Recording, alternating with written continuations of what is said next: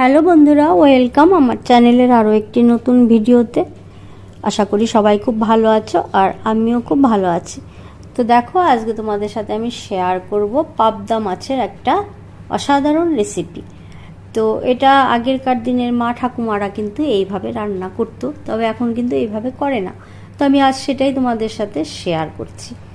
তো ভালো লাগলে লাইক করে কমেন্ট করে আমার চ্যানেলের পাশে থেকো আর বন্ধুদের সাথে একটু শেয়ার করে দিও। তো যাই হোক, আমি এখানে পাবদা মাছগুলো ধুয়ে পরিষ্কার করে নিয়েছি। এখানে দিয়ে দিলাম নুন, হলুদ আর একটু পরিমাণে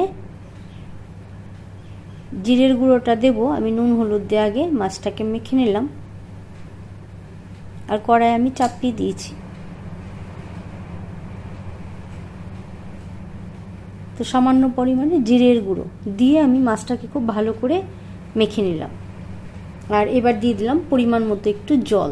তো কড়াইতে তেল দিয়ে দিয়েছি। এবার কড়াইয়ের মধ্যে আমি কিন্তু মাছগুলো ছেড়ে দেবো। এটাকে বলে সাঁতলে রান্না করা, মানে না ভেজে এইভাবে সাঁতলে মাছ যদি রান্না করা হয় তাহলে কিন্তু মাছের টেস্টটা আরও দ্বিগুণ হয়। তো আমি এটাকে কিছু সময়ের জন্য ঢেকে দিয়েছিলাম। আর এবার আমি মাছগুলোকে একটু হালকা হাতে উল্টে পাল্টে দেবো। তো পাবদা মাছ ভাজলে কিন্তু খুব বেশি টেস্ট পাওয়া যায় না। তো এইভাবে যদি তোমরা রান্না করে খাও তাহলে কিন্তু খুব ভালো লাগবে। তো দেখো, এভাবে উল্টে পাল্টে আমি মাছগুলোকে কিছুক্ষণের জন্য রান্না করে নিলাম। আর দেখো, জল দিয়েছিলাম সেইগুলো কিন্তু মোটামুটি শুকিয়ে এসছে। তো এটাতে খুব তেল কম দিয়ে রান্নাটা করা যায়। তো দেখো, হয়ে গেছে। এবার কিন্তু আমি মাছগুলোকে তুলে রেখে দেবো।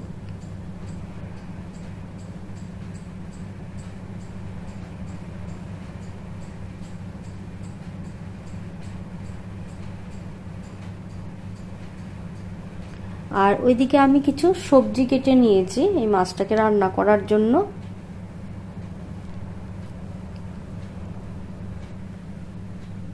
তো কড়াইতে এবার আমি খুব অল্প সামান্য পরিমাণে তেল দিয়েছি আর এখানে দিয়ে দিলাম রাঁধুনি ফোড়ন।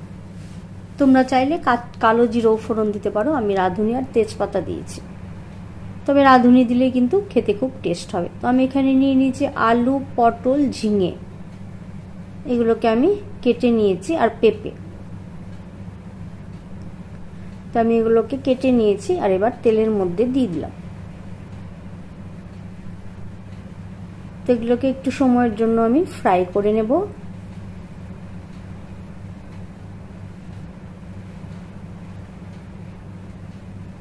আর এবার আমি দিয়ে দিলাম পরিমাণ মতো নুন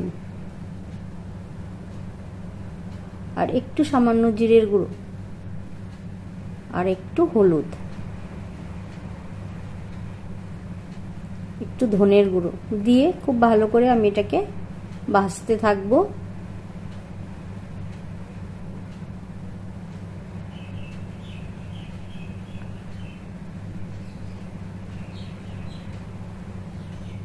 আর এবার এতে আমি একটু পরিমাণে জল দিয়ে দিলাম। জল দিয়ে এটাকে খুব ভালো করে, তাহলে মশলার সাথে খুব ভালো করে কিন্তু এইগুলো সবজিগুলো মিক্স হয়ে রান্নাটা হবে।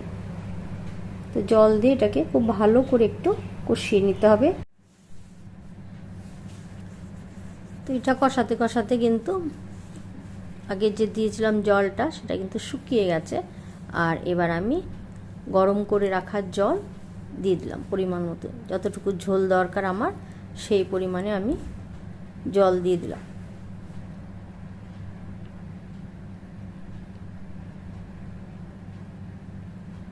কটা কাঁচা লঙ্কা চিড়ে দিয়ে দিলাম।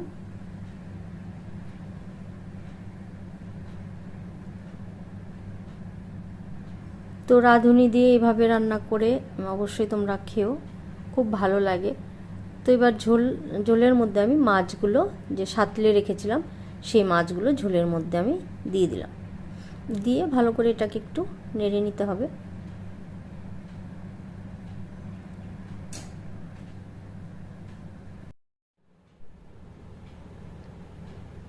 তো আরও কিছু সময়ের জন্য আমি এটাকে রান্না করলাম। আর কাঁচা লঙ্কা কিছু দিয়ে দিয়েছিলাম চিড়ে,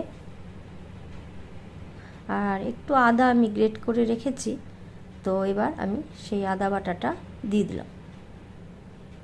তো এই আদা বাটা, ধনে আর আদা বাটা, রাঁধুনি আর তেজপাতার ফ্লেভারে অসাধারণ একটা টেস্ট আসে। তো মুখে রুচি না থাকলে এভাবে রান্না করে খেলে খুব ভালো লাগবে। আর যাদের পেটের প্রবলেম আছে, তেল বেশি খাওয়া যাবে না, তো আমি কিন্তু মাছ ভাজিনি, মাছ ভাজলে কিন্তু তাতে প্রচুর তেল লাগে। তো যাই হোক, এইভাবে রান্না করে খাবে তোমরা, আশা করি তোমাদের অবশ্যই ভালো লাগবে। তো দেখো এটা কিন্তু মোটামুটি হয়ে এসেছে। তো কেমন লাগলো আজকের রেসিপিটা অবশ্যই কমেন্ট করে জানিও। তো দেখো এটা কিছু সময়ের জন্য ঢাকা দিয়ে রেখেছিলাম, আর এবার আমি একটা পাত্রে ঢেলে নেব। তো খুবই টেস্টি, আর এটা জাস্ট ফ্লেভারটা বেরিয়েছে না, ওটাই অসাধারণ। তো কেমন লাগলো অবশ্যই জানাতে ভুলো না। আর সবাই খুব ভালো থেকো, সুস্থ থেকো, সাবধানে থেকো। আবার নতুন একটা ভিডিওর সাথে দেখা হবে। তো আজকের মতো এখানেই শেষ করছি। সবাইকে অনেক অনেক আমার প্রাণ ভরা ভালোবাসা। তো চলো একটা নতুন ভিডিওর সাথে দেখা হবে। টাটা।